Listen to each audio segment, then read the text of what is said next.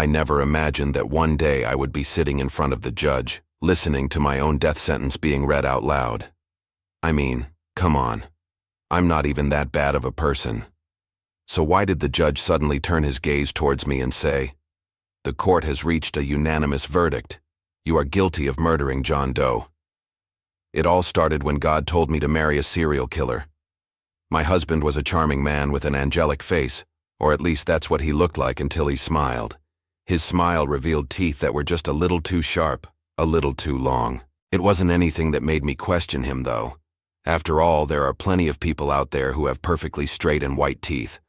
What made me suspicious was that whenever I tried to touch his mouth or lips, he would immediately pull away. He always came up with some excuse about how he didn't feel well, which honestly just seemed like a lie. But I didn't want to think badly of my sweet husband, so I let it go. But the weirdest thing was that every time someone died in town, Mark would be strangely excited. Sometimes we would watch the news together on our couch, and when a new murder case was shown on the screen, Mark would start asking questions like, "How did they kill him?" Or, "What kind of weapon was used?" It almost felt like he was interested in the victim, as if he knew them personally. Of course, I told myself that I was reading too much into things because anyone could get curious about a murder. Still, something about his reaction felt off, but I couldn't put my finger on it. And then there were the occasions when I found bloodstains on Mark's clothes. At first I thought maybe he had cut himself while shaving or doing dishes, just little accidents happen. But then I started noticing more and more bloodstains, and it became clear that this was no accident. It was as if someone had slaughtered someone right in our living room. And yet there was no sign of a struggle. The furniture was all neatly arranged, and Mark would always wear this unsettling grin on his face. Every time I tried to confront him about those bloodstains, he would come up with some excuse about how he accidentally cut himself. But I wasn't buying it. One night, I decided to follow him and see where he went. I saw him disappear into the forest. I hesitated for a moment, wondering if I should call the police, but I couldn't bring myself to do it. Maybe I still had some trust in him.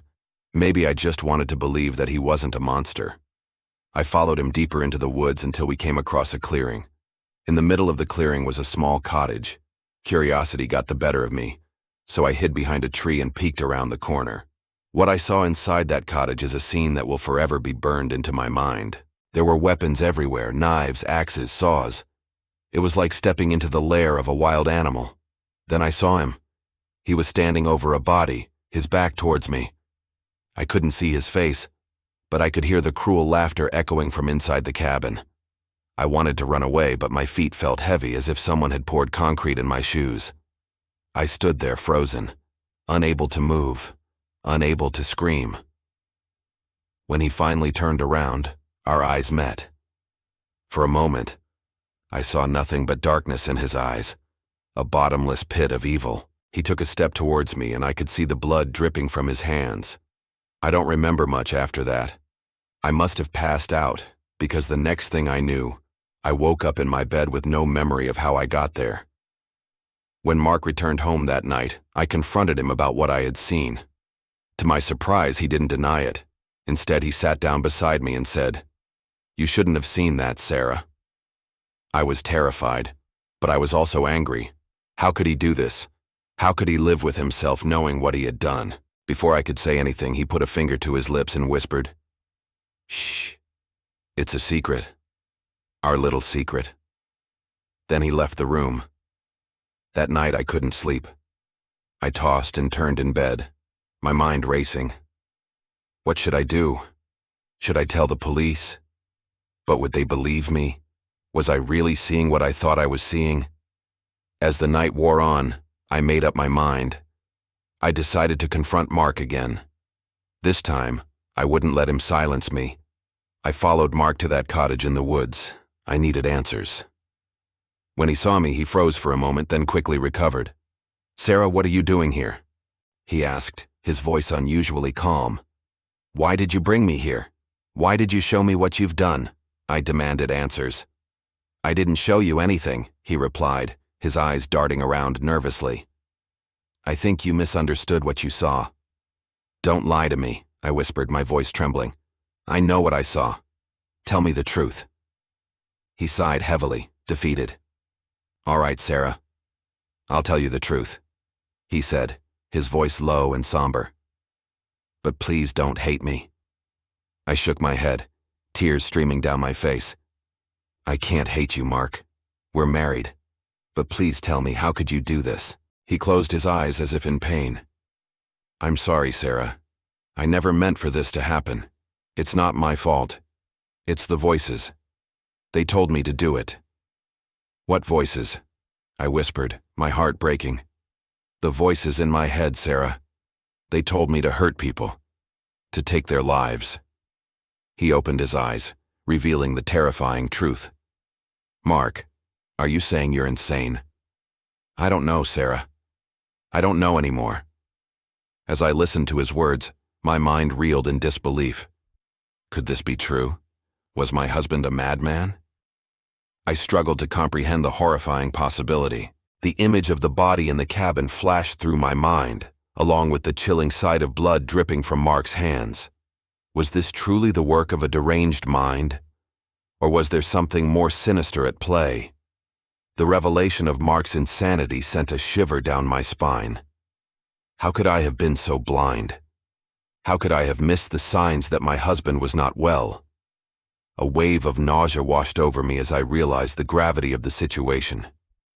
If Mark was indeed insane, then what did that make me? Was I complicit in his crimes by being married to him? The weight of his words, "The voices told me to do it," echoed in my ears. Was this the defense he was preparing? Was he trying to escape accountability for his actions? My heart pounded against my ribs as fear threatened to consume me. What would become of me now? Would I be implicated in Mark's crimes? Would I face charges for aiding and abetting a madman? The uncertainty of my fate sent a chill through my body. I felt trapped in a nightmare from which there was no escape. As I grappled with these terrifying thoughts, the full weight of my situation crashed down upon me. I was married to a suspected serial killer, a man who had confessed to hearing voices that drove him to commit heinous acts. The horrifying realization that my life had become entangled with such darkness left me shaken to my core. Suddenly, the events of the past few months, the bloodstains on Mark's clothes, the secretive trips to the cottage in the woods, the unsettling gleam in his eyes when discussing murders on TV, it all came rushing back to me. The pieces of the puzzle fit together, forming a terrifying picture of the man I had called my husband. But amidst the horror and confusion, a single question echoed in my mind. Did Mark truly hear voices? Or was he using insanity as a shield, a desperate attempt to evade justice? I longed to believe that he was mentally ill, that he wasn't responsible for his actions. But the rational part of me couldn't help but question his sanity. As I stood there contemplating the depths of Mark's darkness, I knew that I couldn't stay by his side. I had to escape this nightmare, not just for my own sake, but for the safety of everyone around us. The thought of the innocent lives Mark had taken, the blood he had spilled, filled me with a growing sense of revulsion. I realized that I could no longer be a part of his twisted world. But as I turned to leave, a cold hand of fear gripped my heart. I knew that escaping Mark's grasp might be easier said than done. He was cunning, manipulative, and most of all, dangerous. The thought of facing his wrath, of becoming another victim of his madness, sent shivers down my spine. With newfound determination, I resolved to break free from Mark's clutches. I had to get away before he could harm me, before his insanity could consume me as well. The urgency of my need for escape propelled me forward. I fled from the clearing, racing through the dense forest, branches whipping at my face, twigs snapping beneath my feet. I didn't dare look back. I didn't want to give Mark the satisfaction of seeing me afraid. As I ran, the image of the cottage in the woods burned into my mind, a symbol of the darkness that lay at the heart of my marriage. The further I ran, the more my breathing grew heavier, my legs aching with each step. But I pushed on, driven by the primal instinct of self-preservation. I couldn't allow Mark to catch me, to drag me back into that nightmare. Suddenly, through the trees, I saw a faint glimmer of light in the distance. Hope surged through me. It was the light of a distant road. With renewed vigor, I stumbled towards it, my heart pounding in my chest. As I emerged from the woods onto the road, The sound of my own ragged breathing filled my ears. I had escaped the immediate danger, but I knew I couldn't stay there. I had to keep moving. The adrenaline that had been coursing through my veins began to fade, leaving me shaken and vulnerable. The reality of my situation crashed down upon me once again. I was alone, afraid, and hunted. Mark would not rest until he found me. I could feel his presence in the forest behind me, like a predator stalking its prey. I started to walk, my feet carrying me along the road as I searched for help. Each passing moment was a torment, each rustle of leaves behind me making me jump. I needed to find someone, anyone who could protect me from Mark, who could shield me from his madness. As the night deepened, the shadows grew longer, and with them my fear. The thought of spending another night alone, another night fearing for my life, was unbearable. I quickened my pace, desperation fueling my steps. I had to get to a safe place, a place where Mark could never reach me. Then, in the distance, I saw it, the warm glow of a gas station. Relief washed over me as I stumbled towards it.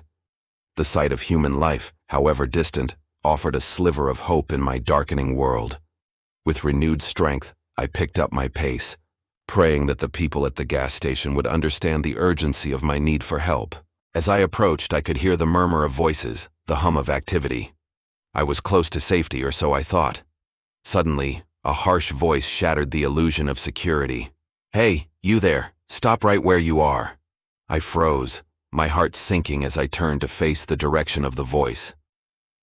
Emerging from the shadows at the edge of the gas station parking lot stood a tall, menacing figure.